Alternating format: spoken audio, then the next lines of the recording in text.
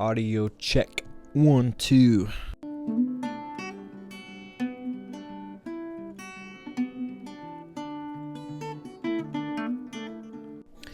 Alright, welcome to Joli singing and Kora traditions. I'm sorry if I mess up any pronunciations, but it's West African and I am not West African.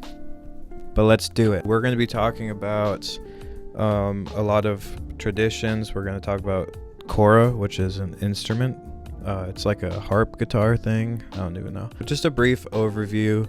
Joli singing and the Kora are super important parts of the musical and the cultural heritage of the Mandinka people.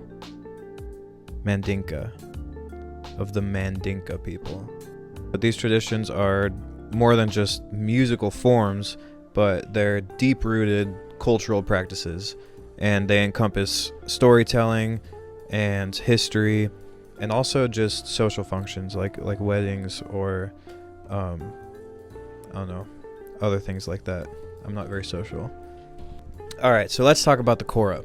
So the Kora, it is super unique. It's a 21-stringed instrument, and it blends elements of both the harp and the lute.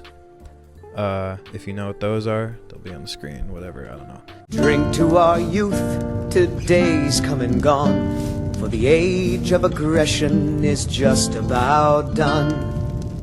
It has a distinctive construction and playing style that sets it apart from other stringed instruments. So how is this constructed? The Kora, it's made from a large calabash gourd. I think that's how you pronounce it. I don't really know.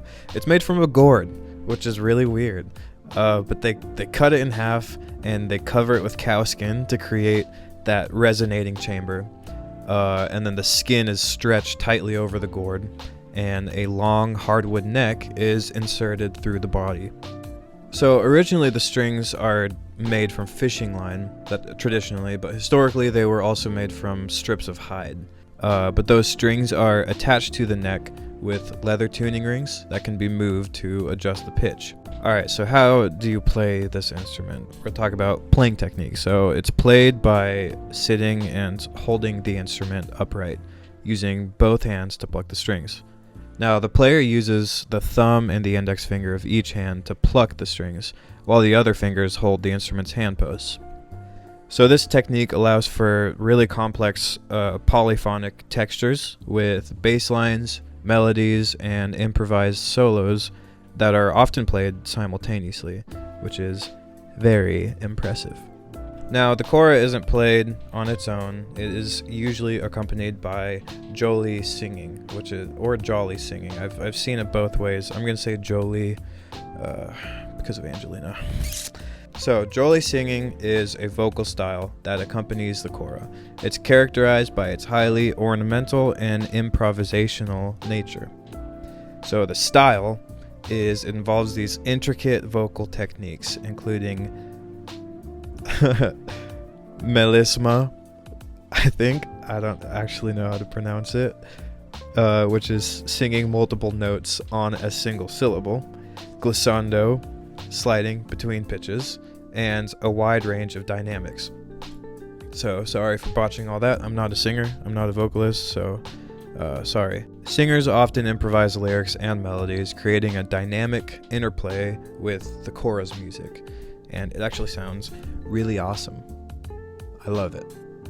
Now let's talk about themes and content. So the lyrics in Joli singing often focus on historical narratives, moral stories, praise singing, and social commentary.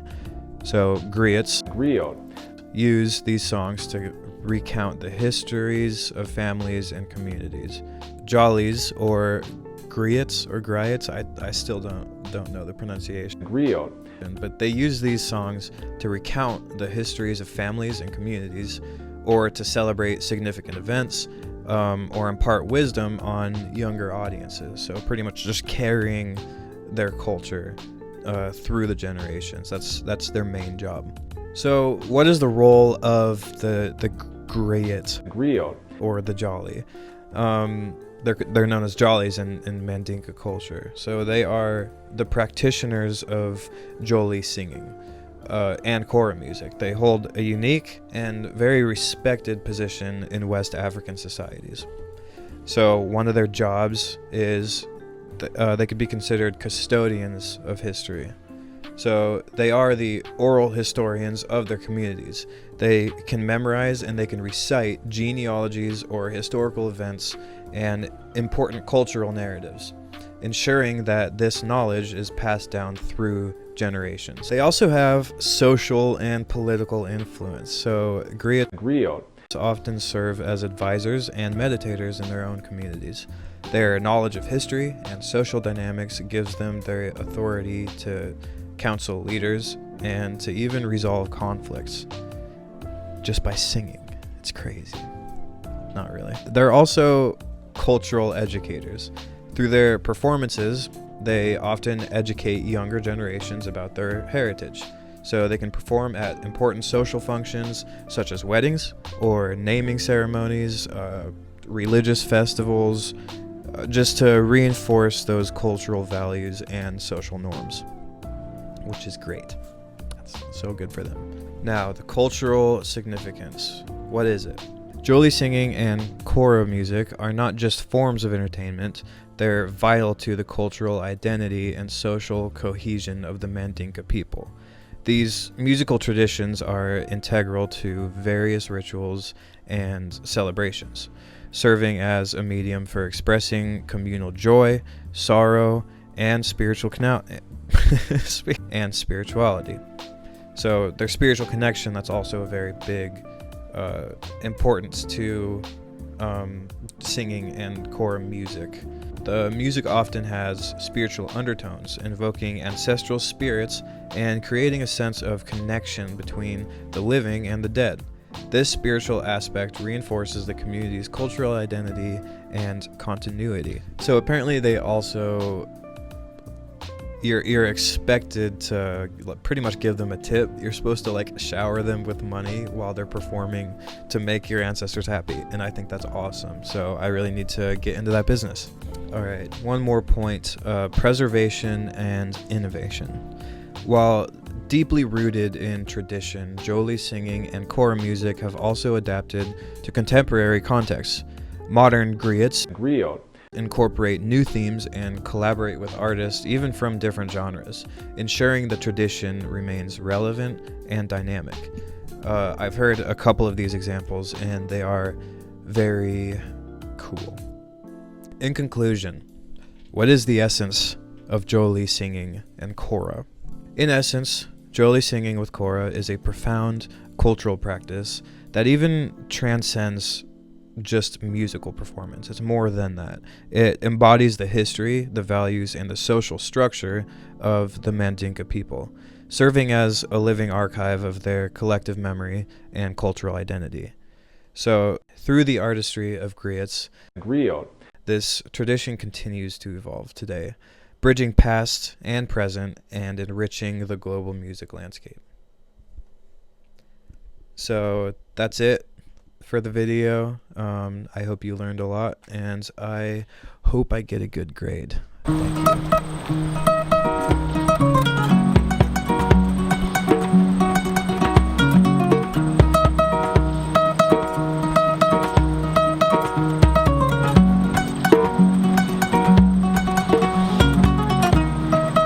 Lanjuruto minje dentin alola dadong benga sede ako nyimu alola dam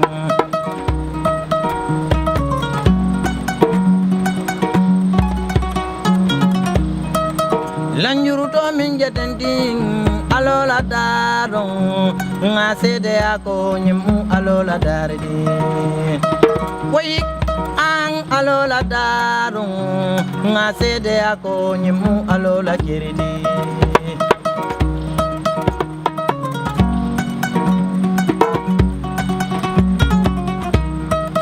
Lanjuruto la kumbo nyimete balofa nga sede ako nyimu alola geng Lanjuruto la wasi batio nyimmete balofa ngasede ako nyimmu alola kiriti way an alola keron ngasede ako nyimmu alola kiriti way an alola keron be ngasede ako nyimmu alola kiriti iwada dunia wo nyimu alola kiriti alingala njuru tolu boya ngela nyanto di la dunia kono ngasede ako nyimu alola kiriti lanjuru to minjetending alola keron mbe ngasede ako